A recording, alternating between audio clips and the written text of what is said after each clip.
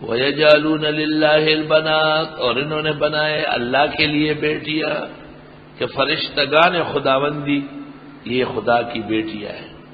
سبحانہ، اللہ کی ذات پاک ہے کہ اس کی کوئی بیٹی ہو۔ وَلَهُم مَّا يَشْتَهُونَ، اور ان کے لیے جو یہ چاہتے ہیں۔ خود تو بیٹی پر خوش نہیں ہے کیونکہ بیٹی بے شک رحمتوں کا باعث ہے، لیکن خجالت کا بھی باعث ہے، شرمندگی کا بھی باعث ہے۔ ہماری بیٹی، ہماری بہن وہ دوسروں کے گھر جائے، ہماری بیٹی اور بہن کے ساتھ کوئی اجنبی ہاتھ لگائے، آئے ہائے آئے ہائے۔ شیخ الاسلام مولانا حسین احمد مدنی اور حضرت مولانا الیاس صاحب رحمہم اللہ جب بیٹھتے تھے، بیٹیوں کے تذکرے کر کے زاروں کا تان روتے تھے۔ یہ شریعت کے احسانات ہیں کہ انہوں نے نکاح کے نام پر ایک رشتہ نکالا اور اسی سے دنیا آباد ہے، اسی سے دنیا آباد ہے۔ ہم بھی کسی عورت سے پیدا ہیں، ہم سے بھی جو پیدا ہوتے ہیں عورت کے ذریعے ہو رہا ہے، تھوڑی سی قربانی دینی پڑی۔ سبحان اللہ۔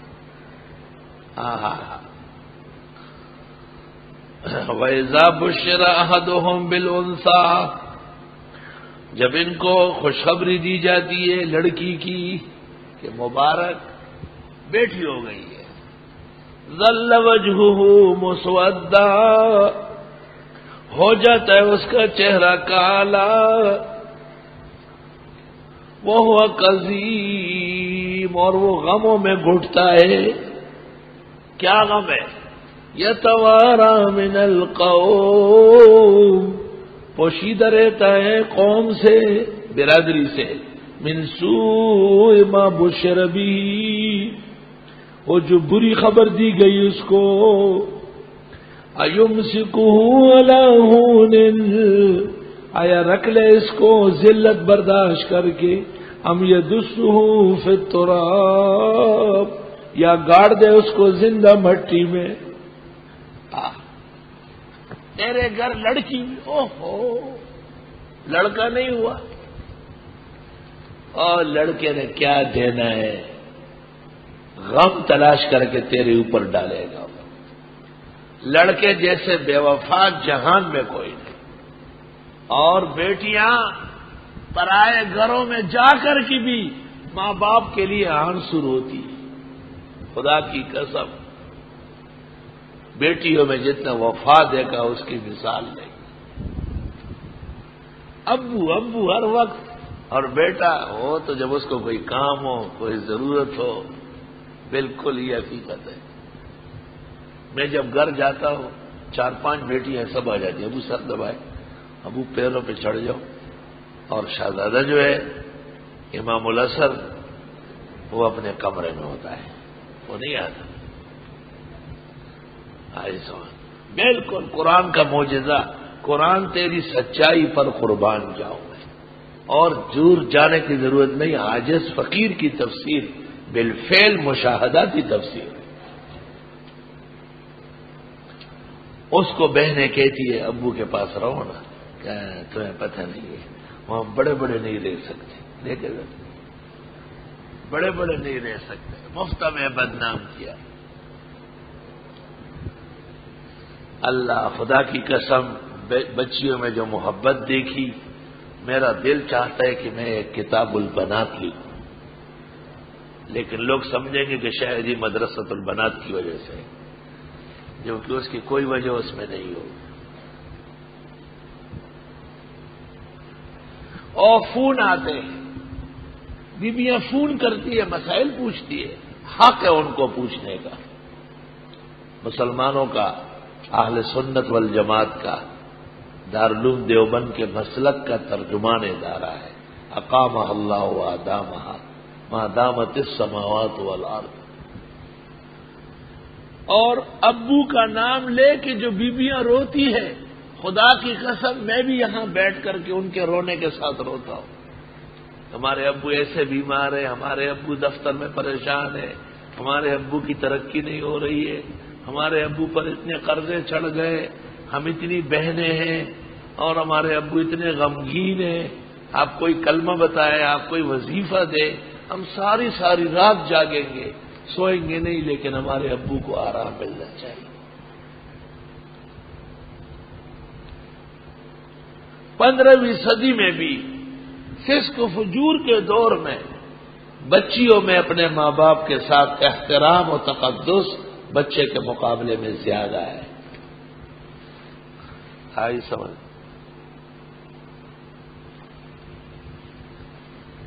اس لیے بچیوں کی نکاح یا شادی پر تو صدمہ ہوتا ہے۔ یہ تو ایک جرنیل ہے جو خوش ہوتا ہے اور آگے پیچھے دوڑتا ہے۔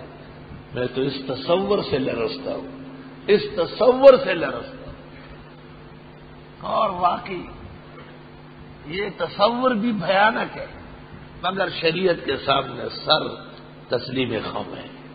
جو شریعت نے کہا آمنا و صدقنا۔ اور سن رہے، میں نے سنا تھا، ابھی تک دیکھا نہیں ہے، لیکن آنکھوں سے میں نے دیکھ لیا، کہتے ماں باپ کے لیے 2 وقت سب سے زیادہ تکلیف کیا ہوتا ہے۔ ایک جب ان کی جوان لڑکی کہیں فوت ہو جائے اور جنازہ جا رہا، وائے وائے وائے وائے، سب کی موت ہے، لیکن لڑکیوں کی موت، اور پھر جوان، استغفر اللہ۔ اور دوسری جب بچی کی رخصتی ہوتی ہے اور اس کو آپ کسی اور کے حوالے کرنے کے لیے چھوڑتے ہیں، پوچھا نہیں، توبہ توبہ، قیامت آنے کا ہے۔ آبلے روتے ہیں خون، رنج بڑا ہوتا ہے، آبلے روتے ہیں خون، رنج بڑا ہوتا ہے، کوئی کانٹا جو کفے پاس جدا ہوتا ہے۔ جیسے پاؤں زخمی ہو جائے، تھوڑا نکلتا ہے، اس کو آبلہ کہتے ہیں۔ تو جب آپ اسے توڑیں گے اس میں سے خون نکلے گا، لیکن توڑنا بھی ضروری ہے، کیونکہ اس کے بغیر تو کانٹا نکلے گا نہیں۔ بیٹی گھر میں تو نہیں بٹھائی جا سکتی۔ میں بغیر کسی تنقید کے، میں یہاں کے رسم و رواج جو شریعت کے مطابق ہے ان کا حامی اور دعاگو، صرف طلباء کی اطلاع کے لیے۔ تم نے یہ نظام دنیا میں نہیں دیکھا ہوگا، کیونکہ یہ لوگ سب دور دراز کے علاقوں سے آئے ہیں۔ یہاں کے لوگ جن کے ہاں لڑکی کی شادی ہو وہ ڈھول بجاتے ہیں، جنئی والا ڈھول کہہ رہا ہے، جنئی والا ڈالا ہوا ہے۔ اب آپ کہیں گے اس میں تعجب کی بات کیا ہے؟ تو دیکھو، بات تو صرف اتنی ہے کہ شریعت کے مطابق ان کا نکاح ضروری ہے، جب اللہ تعالیٰ اچھا رشتہ عزت والا نصیب فرمائے۔ لیکن یہ بقیہ رسوم جو آپ کر رہے ہیں یا گھر کی عورتیں کر رہی ہے، کسی کے گھر میں بھی ہو، غلط کام ہو رہا۔ آپ کے ہاں تو صدمہ ہے، جنازے کے برابر سانحہ ہے، اور پھر بچیاں بڑی مشکلوں سے دوسری جگہ جا کے وہاں پر گھر سنبھالتی ہے، یا دوسرے لوگ ان کو قبول کرتے ہیں، بڑی بڑی قیمتی اور شہزادیوں کی طرح بیٹیاں دوسروں کے گھر میں جا کے بے آبرو ہو جاتی ہیں۔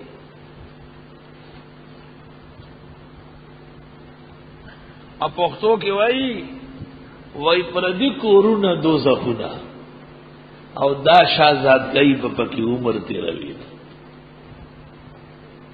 پرایا گھر جہنم سے کم نہیں ہے اگر نباہ نہ ہوا۔ اتنی اچھی بڑی عورت ہوگی بوڑھیا، آپ سمجھیں گے ملائک ہے، لیکن بہو کے ساتھ اس کا سلوک دیکھ کر آپ سمجھیں گے بھوتنی ہے، وہی اندرا گاندھی ہے، مرتی کیوں نہیں ہے؟ بہو چائے بنا رہی ہے، یہ دیکھ رہی ہے، بہو اس کے لیے کھانا پکا رہی ہے، کیا دیکھ رہی ہے؟ اماں میں یہ دیکھتی ہوں آپ کوئی تعویذ تو نہیں ڈال رہی میری چائے میں؟ تو بے تعویذ اب خودے تا مردار کی اب آپ بتائیں وہ بچی باورچی خانے میں کھڑی کی کھڑی رہے گی، وہی دادا ہو. یہ ایسے ایسے دردناک واقعات کہ قرآن کے صفحے میں بیان کرتے ہوئے مجھے ان لوگوں سے نہیں، قرآن سے شرم آتی، قرآن کی عظمت سے شرمندہ ہو گئی.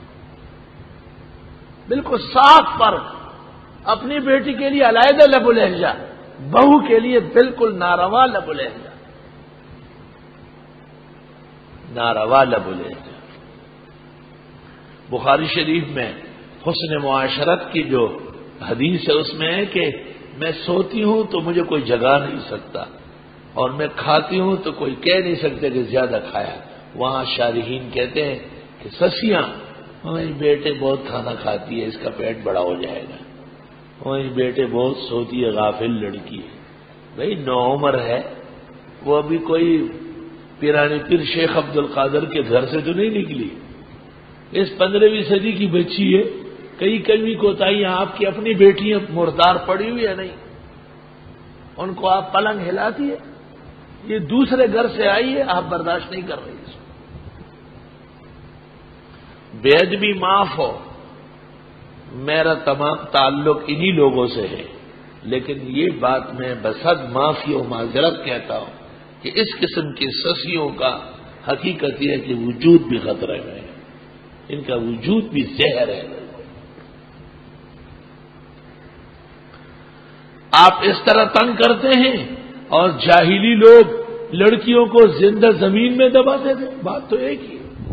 آپ نے اتنی بڑی خوبصورت موٹی تازی اس کو بے آبرو کر لیا، بے آبرو کر لیا.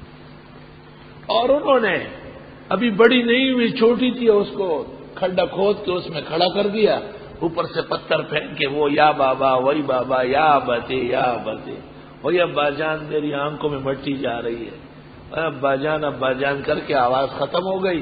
وہ گھر خوش خوش آ گیا کہ میں نے جان چھوڑا لی. ان کے جہل سے آپ کا جہل زیادہ خطرناک ہے.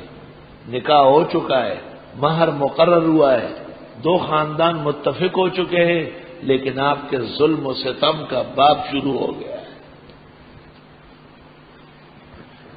میں یہ نہیں کہتا کہ بہو بھی کوئی ملک ہے، اور میں یہ نہیں کہتا کہ ان کی طرف سے ظلم نہیں ہے، لیکن عام طور پر جو ہمارے سامنے ہے، لڑکے والے لڑکی والوں کو جس طرح رونتے ہیں، بہت نامناسب سلوک.